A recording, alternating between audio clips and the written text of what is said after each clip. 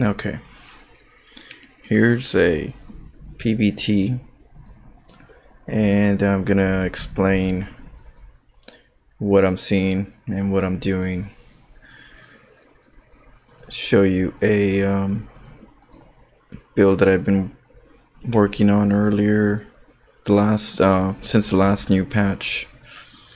So normally start the pylon on the high ground versus Terran, and then I quickly go over to his base.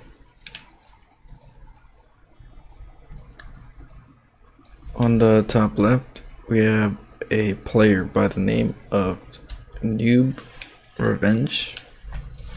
So we're gonna see what he's up to. Now we got a barracks coming up. My probe is going over to the side, staying away from the vision. We have a forge coming up. Probe is on the way. Now this probe right here has to go up the ramp. We need to see what's up there before we cannon. We don't just go cannon rush right away blindly. Want to make sure there's a barracks. If there's no barracks, that's a proxy. It's no good getting a cannon up.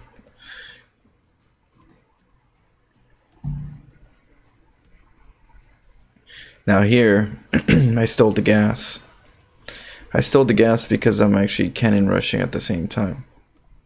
So, and it's not a cannon rush, a full-on cannon rush. This is just a mild harassing cannon rush. So one thing that's very good to do to your opponent is confuse them, right? So what I do here is I'm looking like I'm gonna cannon rush them, but I'm really not. You see how he's getting 2 bunkers. I mean, he's very scared of the potential of a pylon going up and getting cannons, right? So what this is supposed to do is, for one, make him very defensive, where you can get your gas and you can start expanding. So in this stage of the game, this is where they build a factory. If you're building a factory right after a cannon rush, you probably dealt with the cannon rush before. It's such a really good follow-up to try to bust out. Now my objective is to just stall as much as possible because I'm getting an expansion, and I'm gonna get my cybernetics core in a second.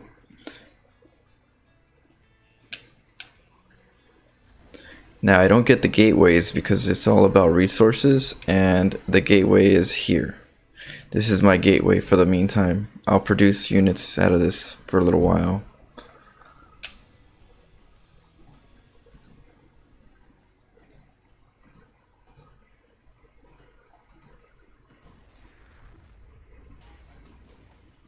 Probe is scouting around.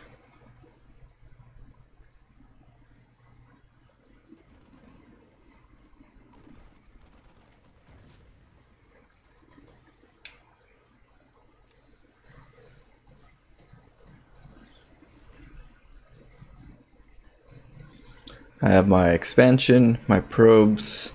Once the cybernetics core is done, I'm going for a Stargate. I have my Zealot up here. If you notice right here, if there's any Marines that are going to come out of that bunker, they're going to want to kill that probe. So you need something stronger. So the Zealot's going to be a lot stronger. Oh shoot.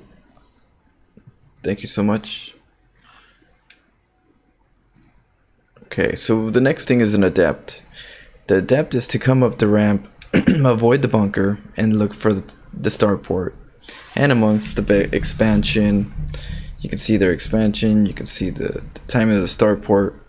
If it has a tech lab, if these are, if the lighting up is happening on the factory, because outside of the tank push out, the other predicament is Banshee. So if it's a cloak Banshee, it's really good for you to make sure you know where the starport is. If I came in, I didn't see the starport, I'd be a lot more nervous of a potential Cloak Banshee harass. So I did see the command center, so I knew that at least some income's going to the command center. He wants to expand.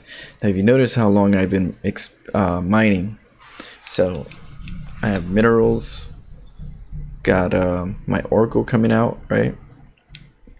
And I'm getting a fleet beacon, very important. These two cannons are going to be for a liberator zone. They normally try to liberate here or drop.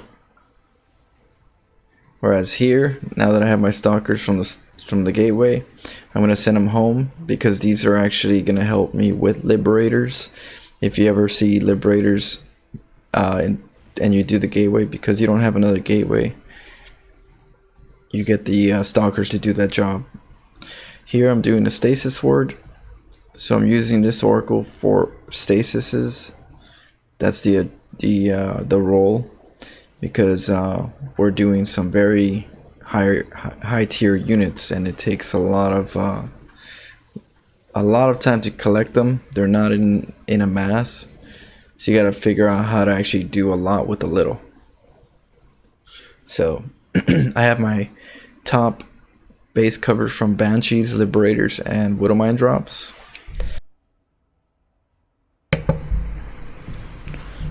I have the bottom protected for drops and Liberators, and even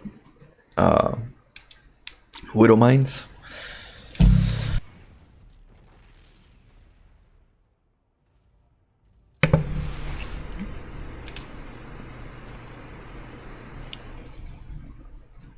And I'm getting more gateways. On his end, he's getting his expansion, and he's starting to mule out. He's starting to get SCVs. He's a little slower in his build. That's a lot of units, a lot of structures, but out of one base. So the fact that this was all done in one base instead of two, it does look intimidating, but it's not as intimidating for that reason. You know, I've been mining for a very long time. I send a probe out over here to the bottom left. I have an oracle do a stasis here, a stasis here, in case one marine comes up. They'll go and try to kill the cannon. They'll try to get they'll get stasis if they get too close to the probes. If they get up the side, the cannons will be able to protect. And then on the high ground, we have a cannon here for the marines, as well as the Tempest area. The oracle is hanging out in this area just to make sure that we don't miss a drop. And at this moment, you're trying to get your robotics bay to get the Colossus, because a Terran player at the moment will only have maybe some medevacs, marines, a couple tanks, maybe a liberator and a tank, and the Tempest actually zone out all of these units. So there's no way for a Terran to really come in to my base without getting a worser trade. The best trade that this Terran can do, it would be get to my base and try to take my expansion out while sacrificing the whole army. So in this case, I'm taking a bottom left base, and we have 2 liberators and we have 2 medevacs from our Terror player. I have my cannons here, the Tempest.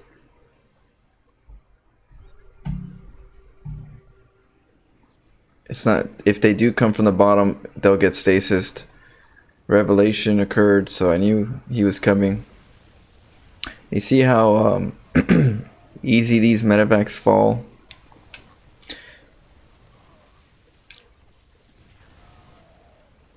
The Liberator zones can't do anything to this composition because it's the Tempest that actually break everything out. So he couldn't do his Liberator zones with his Marine micro. It was impossible with Tempest. Now that happened, most likely Vikings and Bio is gonna come in, because STEM Marines do really good versus Tempest. Tempests are slow shooters. They're they're a little quicker on more tactical attacks, but the Terran will decide to start getting more bio. It's just a very common transition. There goes the bio right here, right? We got a bio for the Tempest. Now, the predicament with this is that's what the Colossus is for. And that's why you get your Tempest, and then you go for Colossus, because the Colossus is going to counter that bio right there. The Oracle's coming over here, checking for a third. This is the time where we use the Oracle for the stasis word. So you want to do a stasis word here, just in case, so you know when he's going to take the expansion. And we're going to, of course, check our other side. But this Widow Mine actually was in a really good spot. So we could only assume that there is a base on the left side.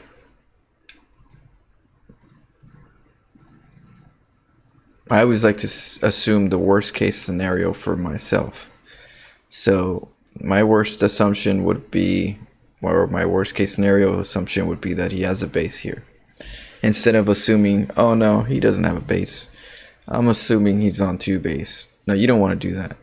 You always want to assume the worst.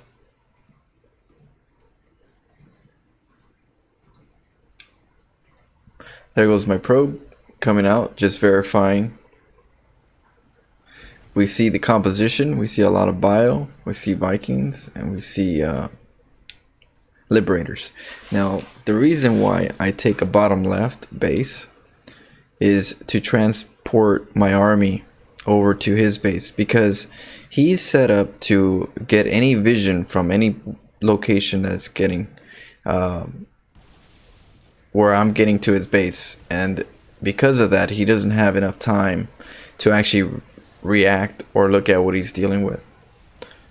All he knows is there's an army in his base, and now he has to deal with it, and he has a lot of bio. So the bio is not good versus the Colossus. It's definitely not good versus the Storm. The Liberators are getting killed by the Tempest. The medevacs are getting shot.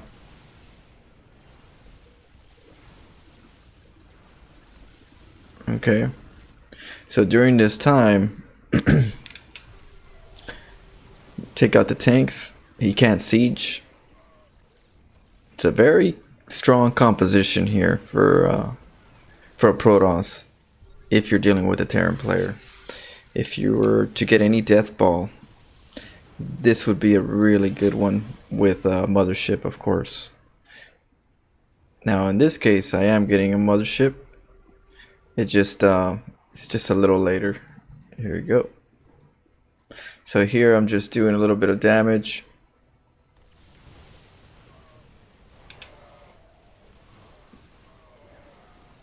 Now I have a lot of Storm, and the only reason why I have a lot of Storm such an early part of the game is because I'm not using my upgrades.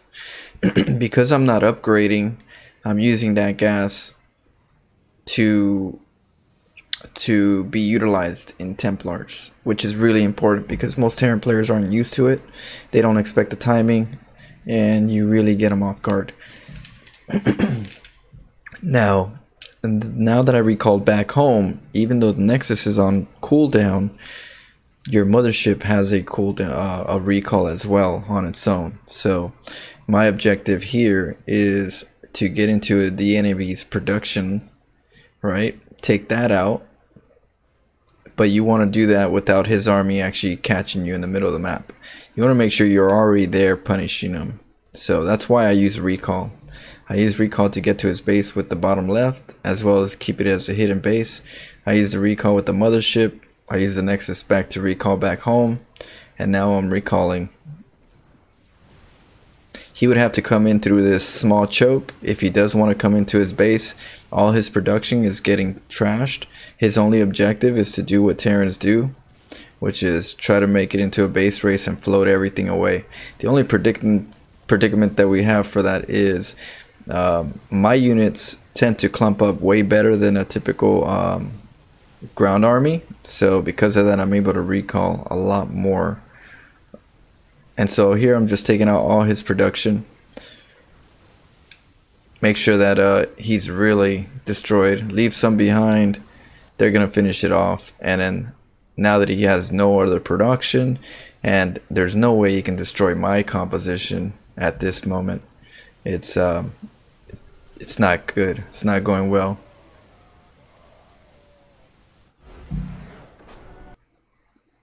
GG.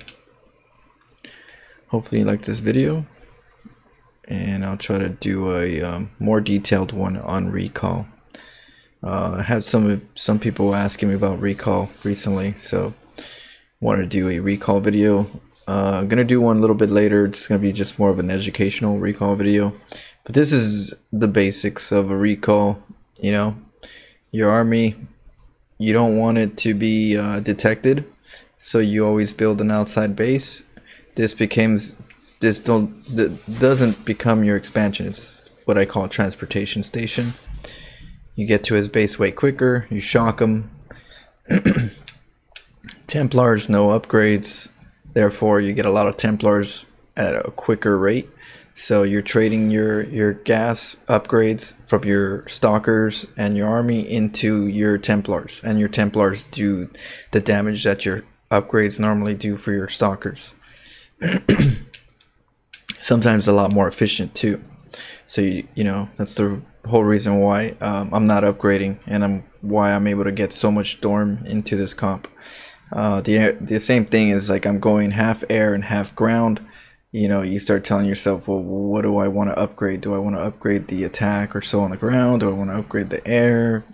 Instead of doing all that deciding, because you're in half and half, it's best to just get it for your Templars, and therefore you solve that problem.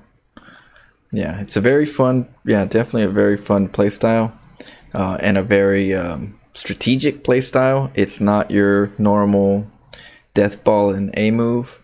This has a lot of fun, creative approaches to the game. So this is one of my PvT builds. I'll show you guys this build later. That's going to be without the Forge upgrade. I mean, without the Forge Cannon Rush. So that's what we're going to do later. So stay tuned.